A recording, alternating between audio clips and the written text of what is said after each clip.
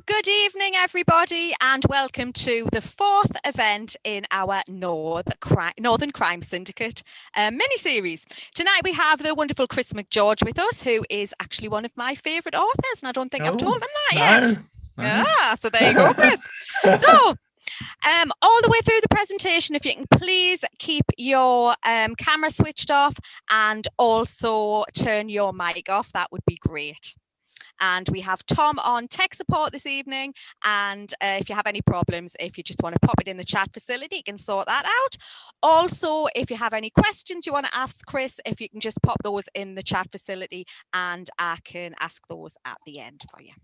So, as I said, we've got Chris McGeorge with us this evening. He's a graduate of MA Creative Writing, Crime and Thriller from City University London, where he wrote his debut thriller, Guess Who, as his thesis. Fabulous book if you haven't read that one.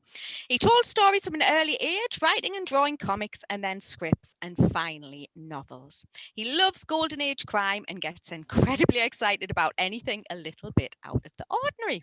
And in his spare time, he is an actor with Durham Dramatic Society. So good evening, Chris. Hi.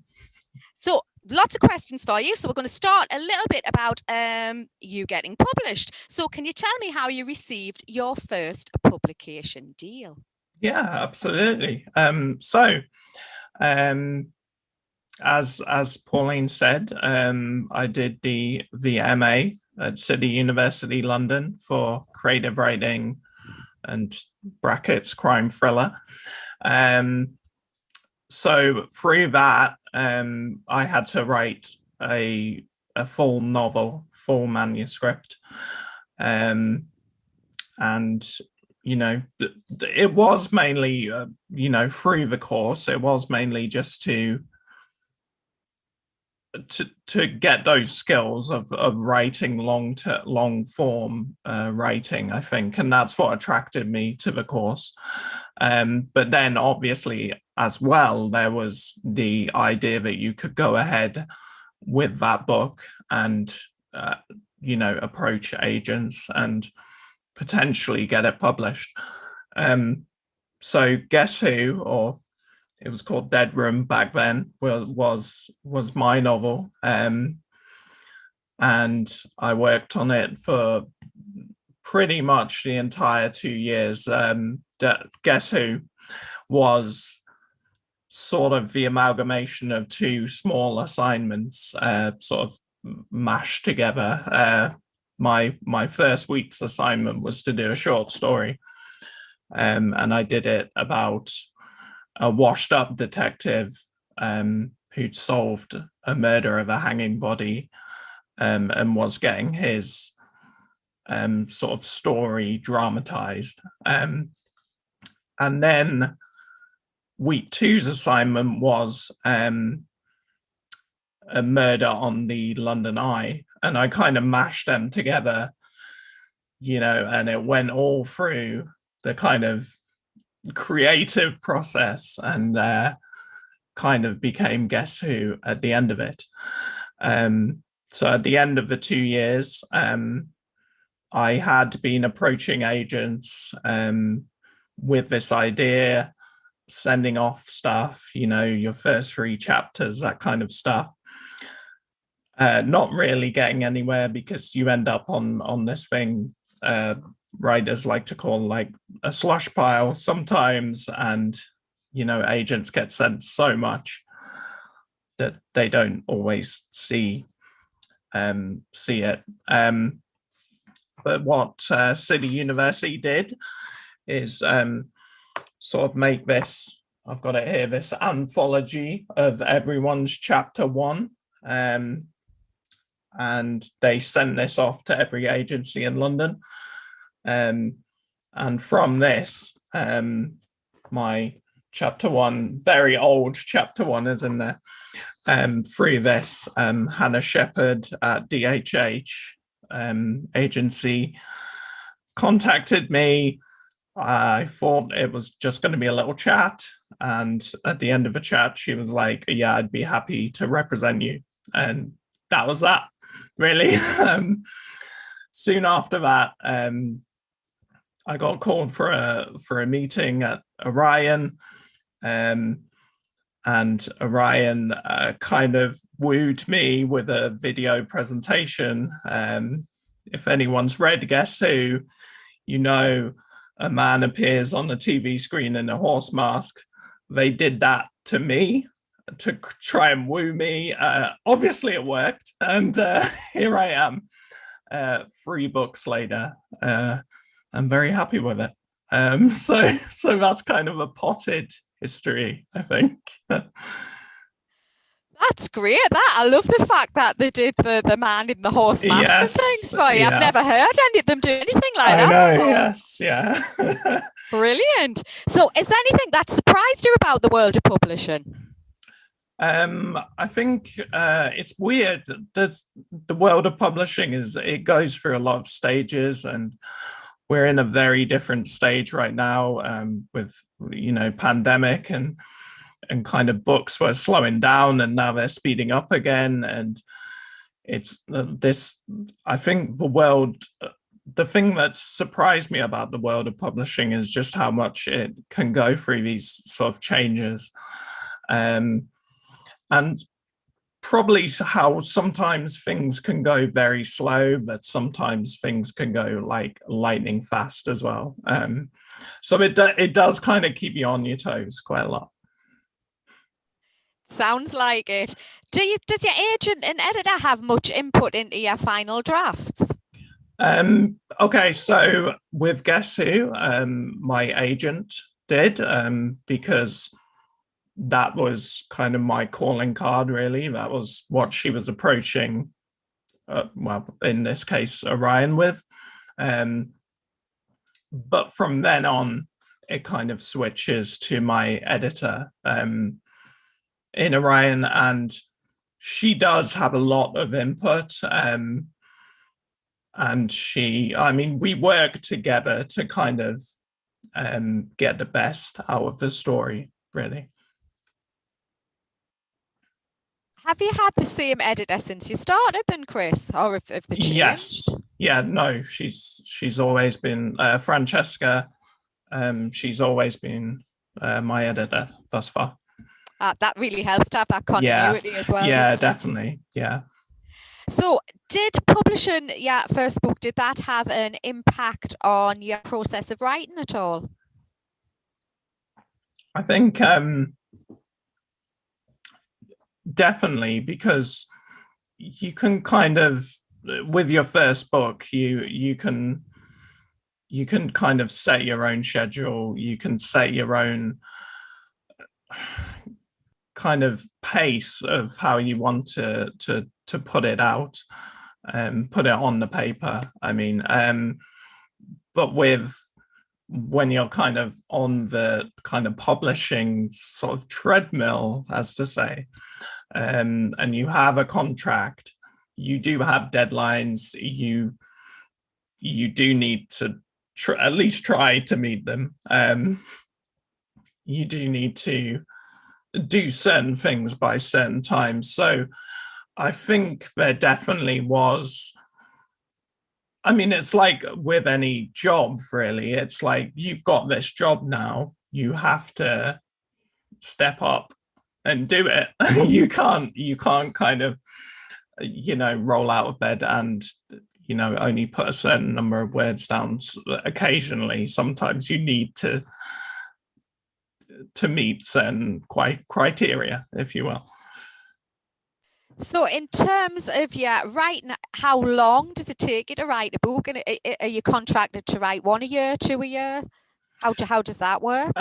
Yeah, so if we kind of, there's never been a certain kind of, feeling that I've never had to sit down and Orion has told me you're writing 1 a year or something. There's usually kind of some leeway for me to get the words down. I am kind of going at the pace of 1 a year, but it really depends on the book, I think.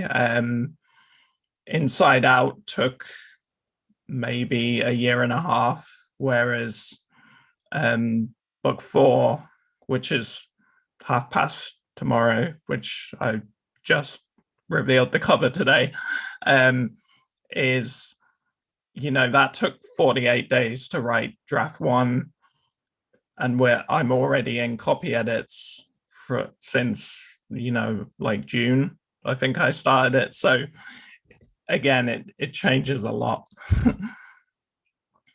So what does your writing day look like?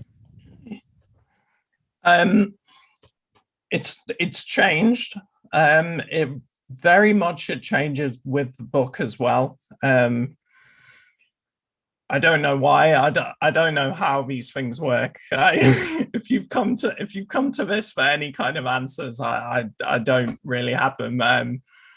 The creative thing, whatever it is, it just kind of works differently. So for 1:30 tomorrow, the book 4, I was getting up early in the morning, and that was happening.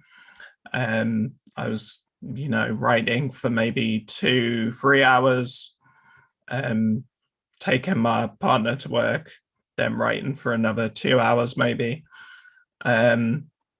Whereas now, with kind of, everyone being at home, I'm kind of adapting a little bit more and doing it when I can, really.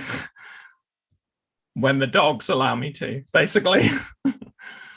I think that's everybody with this pandemic, isn't it? How's that pandemic affected you, sort of the social side of being a writer as well? Because obviously there's festivals and author events and all of that kind of thing. So what impact has that had on that side of being an author for you?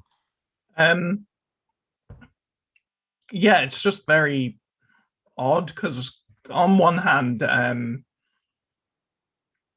obviously you're not meeting people. You're not really meeting anyone who you don't already have contact with in a social sense. I mean, in something like this, I'm seeing a lot of new names and meeting new people these ways, but sort of in a social sense, you can't bump into someone else, or you can't bump into someone on a Zoom call because everyone. So it is very odd. So it's weird though, because I think in terms of, say, panels and maybe even events like this, I would say I've probably had more because of this quarantine lockdown thing, because it's just quite simple just to jump on Zoom and do this, rather than having to set up an entire like event, I think. And definitely the NCS, the Northern Crime Syndicate, have had more panels because we can do it virtually. I think I agree with you. This type of event is much easier to set up, but do you miss the audiences or the actual sort of the questions coming from? Yeah, absolutely. And I'm kind of a guy who, I guess I like to think I'm an introvert, but I kind of do thrive off just seeing people and being around other people. And that's been hard on everyone for a year and a half now, and it doesn't look like it's gonna go back very soon. Hopefully it might, but yeah. Oh, I'm thinking about it now and it's bumming me out. Okay. You're starting to look a bit depressed there. Yeah. We'll move on. We'll talk about something else. So how do you decide on the location of your books? Because all 3 are totally unique settings. And would it be the plot or the location that came first? That's quite interesting, because in Guess Who, it was kind of the plot, I think. but also I knew it was going to be a location that was very enclosed, very,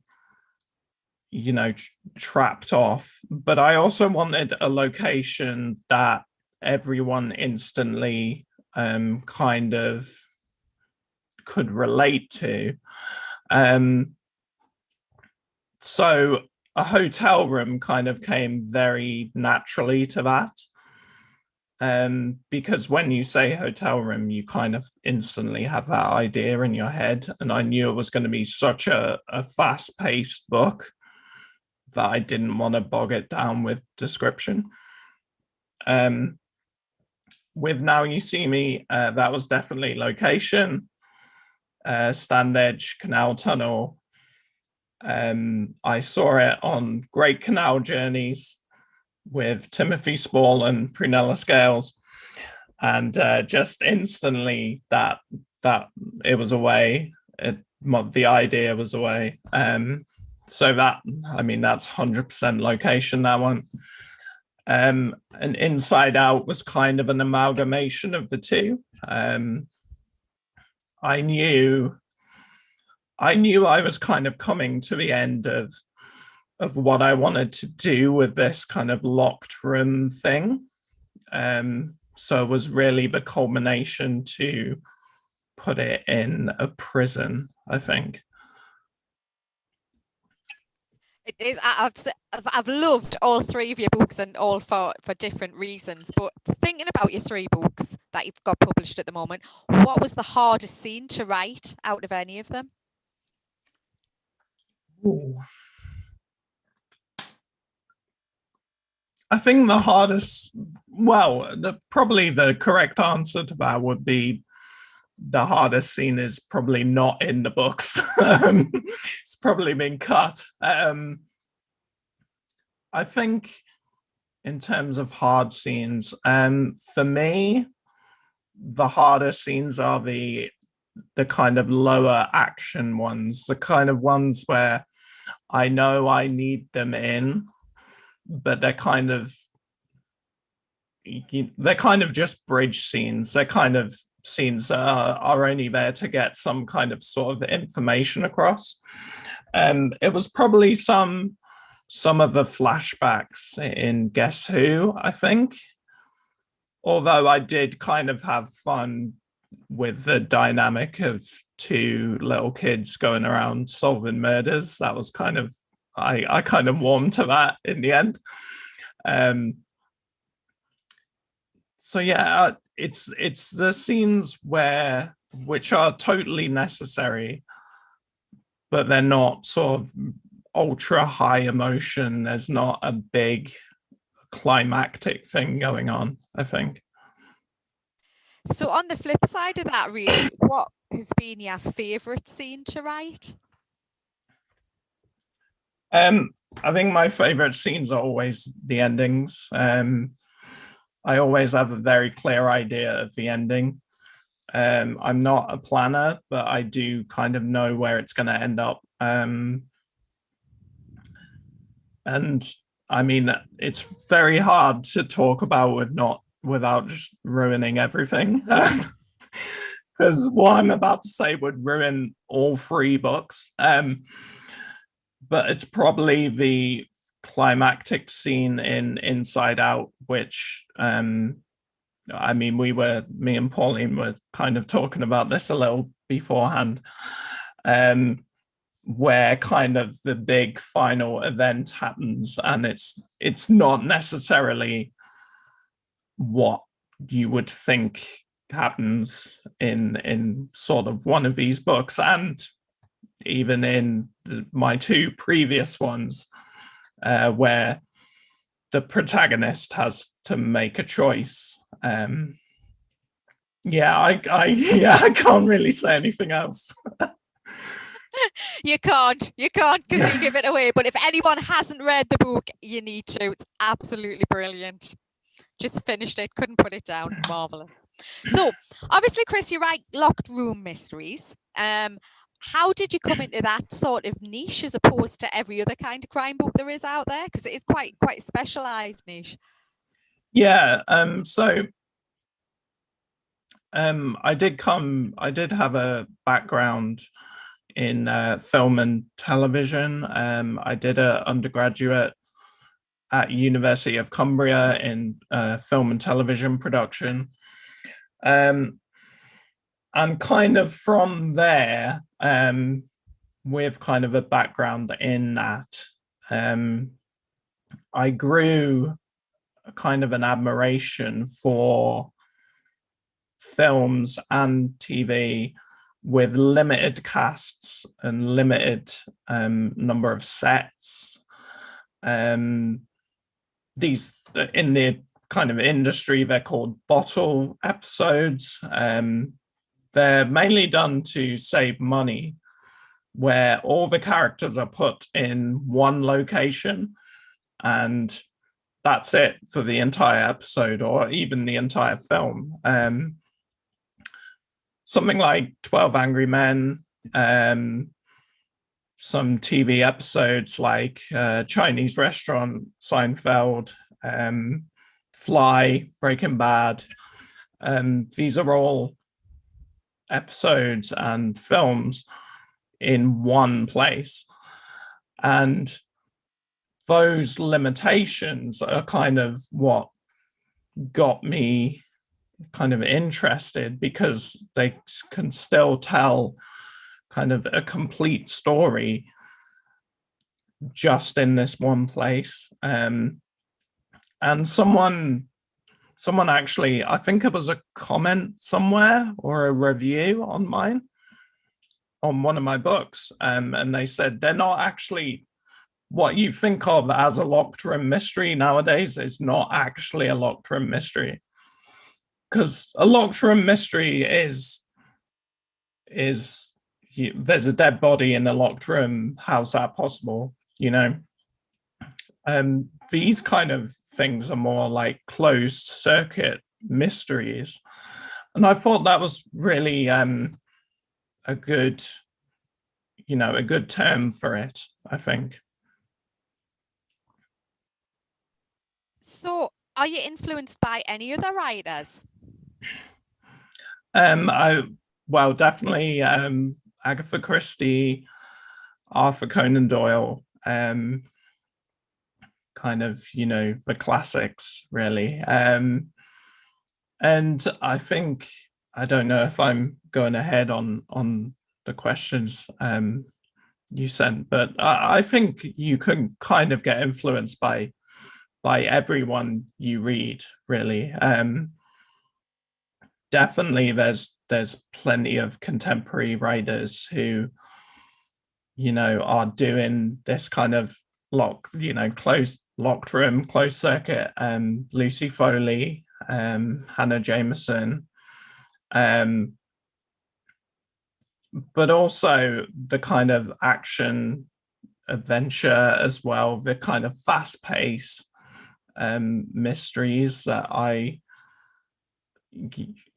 take little bits from, I think. Yeah, and it's just, there's so much inspiration, I think, around this entire genre. And where do you personally get your inspiration from? For my books, so mainly it's well, I mean, like that classic example of watching Canal Journeys. I wasn't watching Canal Journeys. My mum was watching Canal Journeys, and I happened to walk in when she was watching it, and somehow Now You See Me happened. It's like it just comes at the oddest time. Book four comes from my background in hospital radio, but I don't know why I waited till book four to bring that kind of inspiration in. I'm not actually entirely sure, to be honest. So, what would you say was your favourite locked room mystery of all time? Well, if we're going off this idea of the new kind of locked room, Um, Definitely, And Then There Were None is just the gold standard, I think.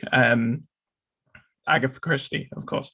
Um, I kind of read it every year or so. I think I was clearing out the study and just happened to pick it up, and I'm already 2/3 of the way through it already. It's kind of the ultimate kind of one of them, I think. And that's kind of what I aspire to, that kind of high octane sort of event book, like, oh, wow, that kind of thing.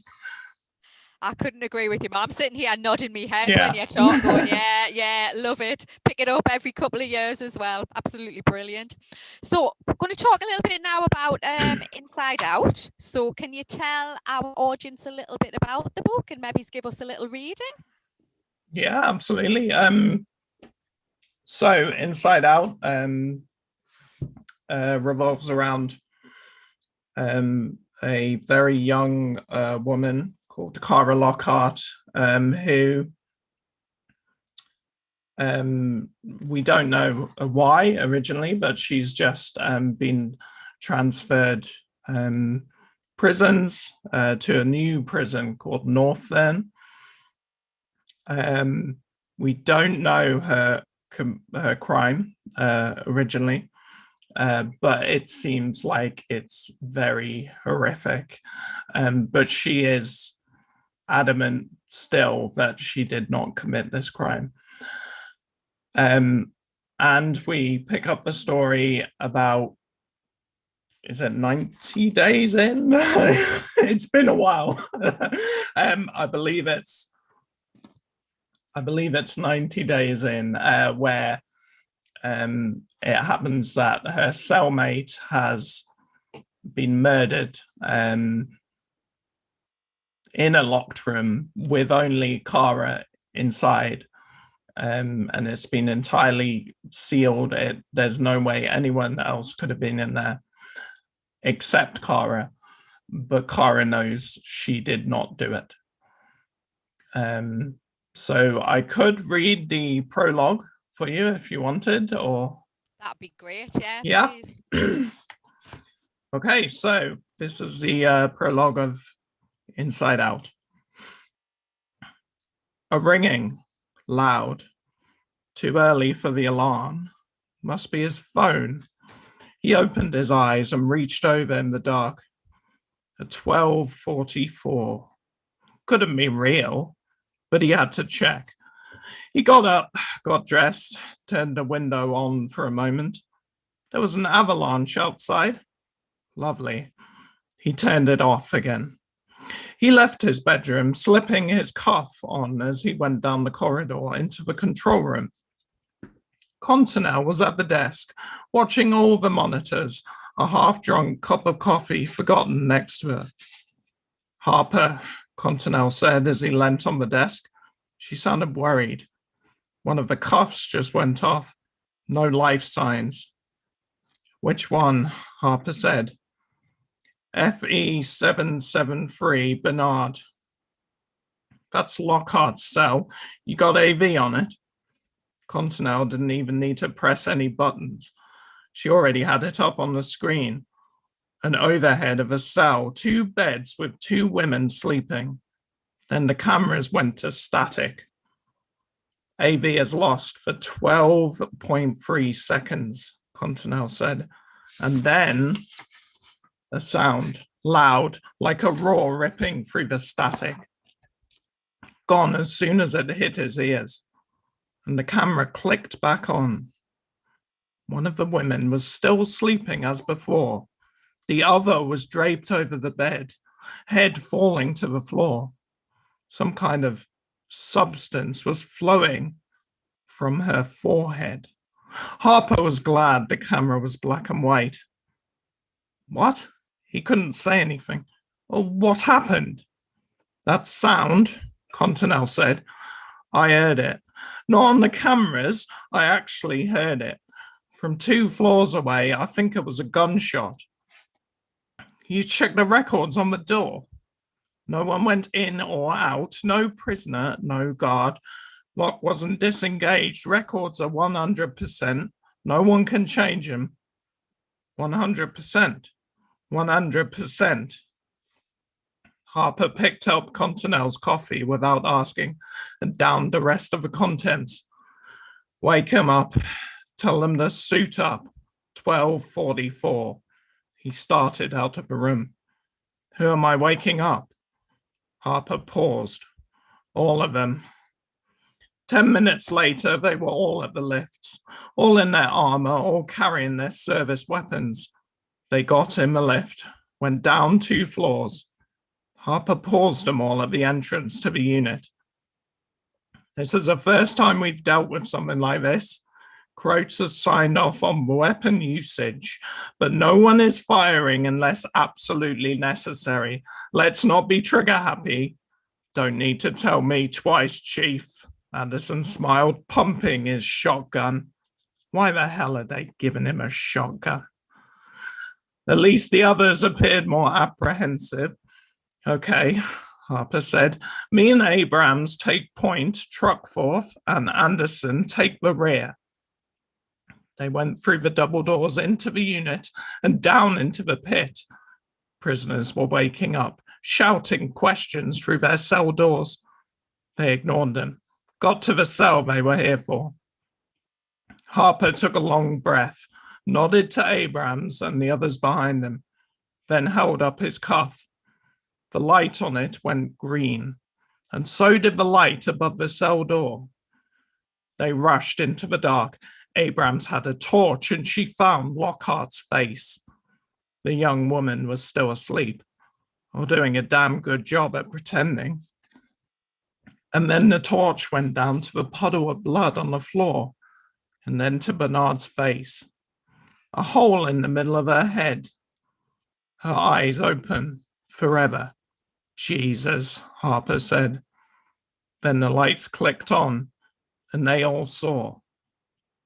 Harper found himself frozen as Anderson and Abrams rushed to Lockhart, woke her up, got her in cuffs. She was gibbering about not knowing what was going on. And then she saw Bernard and was gibbering about how she didn't do it. Something was wrong. Truckforth was scanning the cell, searching for it. He completed the search. There's no gun in here. Just a brief look around. He could have been wrong. Lockhart was being dragged out of the cell. All 3 of them were restraining her, taking her off to the hole. But Harper couldn't move. All he could do was stand there, looking and thinking about something. Harper, Continental, in his ear. I've been looking over the footage. He looked up at the camera. 12.3 seconds the camera was down, Continental said. I layered over the before and after images on either side of that cut. What about it? Continental paused a little before speaking. Lockhart doesn't move. She doesn't move even a millimeter. The images are identical. What are you saying? Harper asked. But she didn't need to answer because Harper was thinking it as well. Was there a possibility that Lockhart didn't do it? Ooh, and if you want to know more, you've got to read the book, and it is absolutely brilliant. When you were writing it, Chris, you've obviously mentioned you've got a background in film and TV production. So in the back of your mind, were you thinking this would really turn into a movie? Because I think all 3 of your books, that is the potential there that would make really good movies. And is that because of your background? I think it probably is, yeah. I don't necessarily think I meant to write them that way, but maybe because of my background with scripts and writing, films and stuff like that, that's kind of how it came across. And I think that kind of helps and hinders me sometimes a little bit, because I do see things very visually. I kind of, yeah, I can place myself in the scene very well, and I think sometimes, obviously that's really good. That can help you explain stuff. But sometimes I think I take for granted, that not everyone can see it too, kind of thing. I think. I think you can see it, because definitely when I've read, you can picture it like it was a film. So hopefully Hollywood will come knocking on your door somewhere, Maybe. Chris. It would be tremendous. So I'm now going to ask you a little bit about your book covers. Do you have much input into them? I sign off on them. I think for me, because I know where this is going. I think for me, there definitely is. I sign off on them. If I had a major problem with anything, they definitely, Orion would definitely hear me out. There's always a sort of symbiotic relationship, I think, and I kind of work with them and they work with me, and I know my side is the writing and the words and stuff, and their side is kind of the other stuff. So for me, kind of coming into this relationship, it's kind of like, like when they want to change certain things, I definitely listen to them, I think. Chris has been very diplomatic there, because we had a little conversation before we let you all in tonight. And I'm a firm believer I've never judged a book by its cover. But Chris's book, Now You See Me, I had a real adverse reaction to the cover, because the cover of the book is, can you see that? Okay, yeah. And in my mind, obviously, it was the tunnels on the canals, and having just been on a canal boat holiday, I'd been through the tunnels and I could see how dark and atmospheric they were. And when the book landed on my desk, I was just like, no, that's totally wrong, totally wrong. So, Chris, what do you think of the cover? And I know you've got to be really diplomatic when you answer this. No, I mean, so originally there was a cover that was more in line with the other two, because the other two they're definitely, I mean, my Guess Who copy's got some old sticker on it, but they are kind of, similar, and Half Past Tomorrow's cover is definitely in that vein as well. Now You See Me did originally have a cover like that, and then we came to looking at distribution and stuff like that. Again, not my field, might not even be called distribution. I don't know. I don't know what I'm saying. So a big supermarket passed on it and mentioned the cover and said they might want a different cover. So then we delayed the book as well, for about 6 months, I think. We changed the cover to this, which, as so we changed it to that, and they went, oh yeah, and then they passed on it anyway. So it's it is what it is, really. There is, I mean, when Pauline mentioned the cover for Now You See Me and the kind of things, the things around it just kind of came back to me, and there is definitely there's not necessarily one link in the chain that's the problem for the cover, but at the same time, it's never going to be my favorite.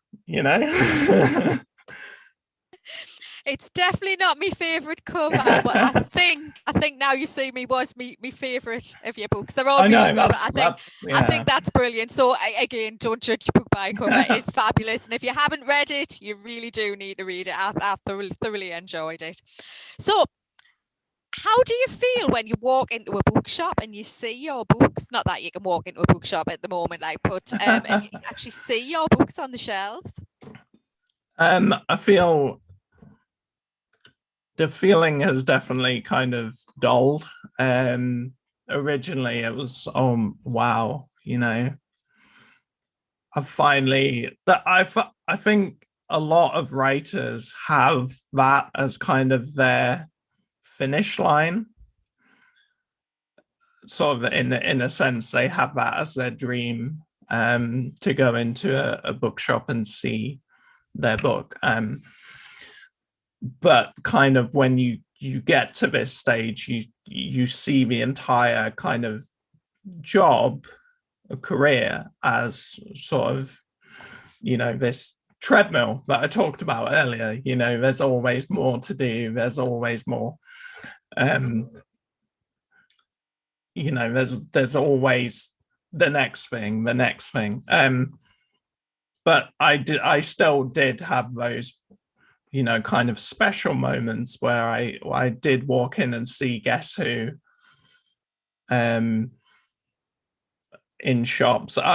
One of the most special moments is when I went down to DHH on the Guess Who publication day, and I met up with one of my friends, Fran Doricott, who's also a writer, and she said, oh, let's just go to Waterstones Piccadilly and see if it's there. And I was like, no, there's no way it's going to be there. It's not going to be there. And we went to Waterstones Piccadilly and it was. And that was kind of a special moment.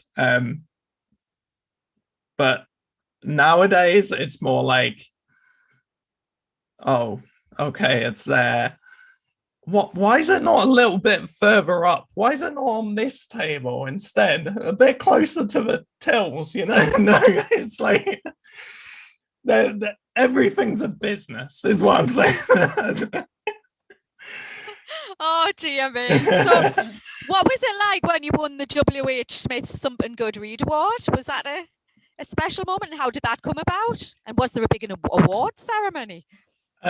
So that was, did I win that? I don't think I won that. I think I was a shortlist.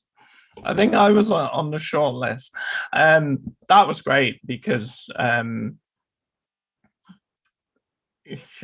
I don't want to take all the romanticism out of it, but, that was kind of just, you were on a special kind of shelf, all these shortlisters,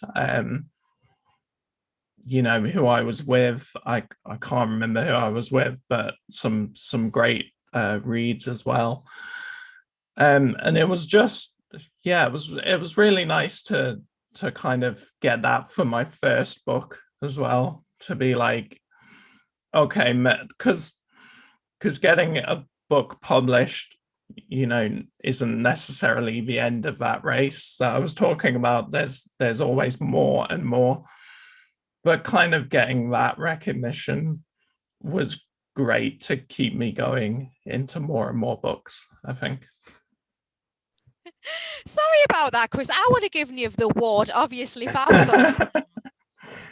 So we've got a question from the audience. This is from Matthew. Chris, what made you feel that you'd come to the end of the locked room closed circle thing in terms of your writing? Was it simply that you wanted a change of genre for book 4? Some writers who specialise in locked room closed circle have written many variations on this, of course. Oh yeah, absolutely. So for me, when I talk about Guess Who, Now You See Me, and Inside Out, it's not so much the locked room thing that I'm talking about with them as kind of a collection. I think for me, I'm very self-critical, by the way. Sorry. So this might get a bit heavy. I think for me, I'd fallen into a little bit of a rut that I probably could have stayed in, which is, if you read the books now, I'm going to let you into a little secret. They're kind of set up, and then there's a big flashback, which kind of tells you stuff, and then there's kind of part 3, and there's that structure is kind of in all 3 of them. So I, with Half Past Tomorrow, I kind of wanted to get out of that. Not necessarily don't use flashbacks or anything, just kind of mix up the structure. It does happen that there's no locked room in Half Past Tomorrow, and thus far there's no locked room in book 5. It's kind of riffing on my style already, but it's kind of evolving a little bit as well. And not to say anyone who writes these things needs to evolve. I just felt I did. Do you think you'll ever write a series of books as opposed to standalones? I don't know. I think for what kind of little sort of niche genre of like high concept kind of crazy stuff, let's just say it's crazy stuff, it would be a little bit far-fetched to have one set of characters go through all of these weird and crazy crimes. That's kind of what's holding me back from doing that. But I would never say never either. Oh, I'll keep my eyes peeled Yeah. if anything does come out. Don't forget, if you've got any questions, pop them in the chat, because we've got another 5 or 6 minutes, and I've got a couple of questions I can ask if nobody else has one they want to ask Chris. So, Chris, is there a character that you wish you'd written? A character in any other book anywhere?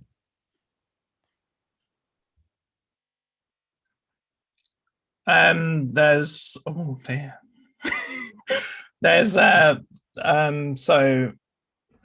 if you want hot spoilers for like a 1950s novel, Justice Wargrave is an amazing villain from And Then There Were None. He's just phenomenal. I think who else? I mean, there's just so much fun to be had with Sherlock Holmes, but then that's a bit of a answer because everyone's going to say that. The right answer is Jack Reacher, because I'd never have to work again. I'd just it'd be so good. I mean, the classics really is what I'm saying. I think, yeah. I think you're right. You can't beat Sherlock Holmes. I absolutely love Sherlock Holmes as well. So you've mentioned a lot about obviously the books you like as an adult. As a child, what kind of books did you like reading? My earliest. So I don't know if you can see, but from a very early age, I started reading every single Stephen King book. I've actually those multicolored ones on the bookshelf behind me are all Stephen King's. Yeah, I read loads of Stephen King's probably before I should have, because there's a lot of weird stuff in there. And I'm not talking about the monsters. But yeah, that was like, I must have only been like 10 when I was reading some of them, which explains a lot. But maybe going back, I was reading like Enid Blyton, things like that. I was just reading A Series of Unfortunate Events by Lemony Snicket. I can't remember his real name. Artemis Fowl. There's just a lot basically. And I had a granddad who would kind of just hand down books to me, regardless of whether I should be reading them or not, which is why I kind of read a lot of classics quite early on. But I was pretty much always reading as a kid. I read way more than probably even I read now, I would say. Were you a library user as a child?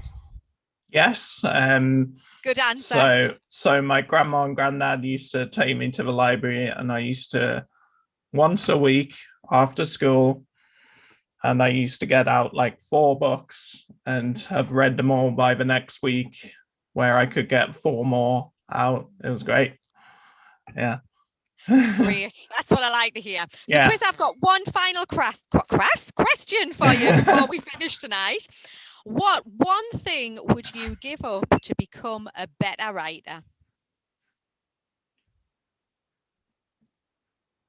I mean, you the obvious answers there are like Facebook and Twitter. But I'm the weird kind of writer who should actually probably use Twitter a bit more than I do. Because I think I've only tweeted I tweeted earlier today, but that was the cover reveal for Half Past Tomorrow. I don't know. And then that's a very weird question, because I would say like my games console, but then there's a lot of video game storytelling which factors into kind of my books as well. So I'm not sure. Probably just my phone, I would say. I don't know about you, but especially in the pandemic, my phone has been attached to me hand constantly. Yeah. It's ridiculous. Absolutely ridiculous. Well, Chris, thank you so much for this evening. Before I let you go, we've got Fiona Erskine as our next Northern Crime Syndicate event, which is 2 weeks from today. How would you convince our audience members to come along to hear Fiona? Fiona is like super intelligent, and she knows how to kill people with chemicals. That sounds brilliant. Yeah. Fiona's books at the moment, and again, they're brilliant. It's they're eye-opening. Like, she's really scary. Oh dear. I'm sure she's just lovely and scary. Yeah, no, not as a person, but her chemical knowledge, let's just say. Oh dear. Well, Chris, thank you so much. As I say, you are one of my favourite authors, and I don't say that to everybody. Can't wait for the next book. Thank you for putting me right on the cover of Now You See Me as well, because that's been a bugbear for a little while with me. And everybody, please do come to our next event in 2 weeks' time. Chris, thank you very much, and hopefully I'll see everybody next time. Thank you, everyone, for coming. Bye.